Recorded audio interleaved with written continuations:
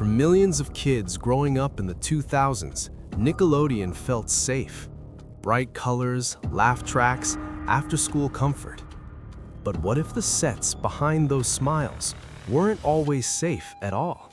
Today, we revisit a familiar face, Daniel Curtis Lee, and the silence surrounding an entire industry. In 2004, Nickelodeon launched a show that felt different, Ned's Declassified School Survival Guide. It wasn't loud cartoons or slapstick comedy. It was fast, smart, and relatable. And one character stood out immediately, Simon "Cookie" Nelson Cook. Tech genius, comic relief, fan favorite. Daniel Curtis Lee was young, talented, and suddenly everywhere. Red carpets, interviews, fan mail, the dream every child actor is promised. But the question is, what does that dream actually cost? For decades, Nickelodeon branded itself as the safest place for kids on television. Parents trusted it, kids loved it. But in 2024, that image cracked. The documentary exposed allegations of abuse, manipulation, and a culture of silence. Power imbalance, adults with unchecked authority, children afraid to speak. The most disturbing part wasn't just what happened, but how long everyone stayed quiet. Then came the moment that changed everything.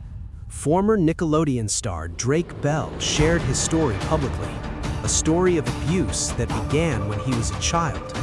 He described being exploited by someone he trusted, someone who was supposed to protect him. And when he needed help, the system failed.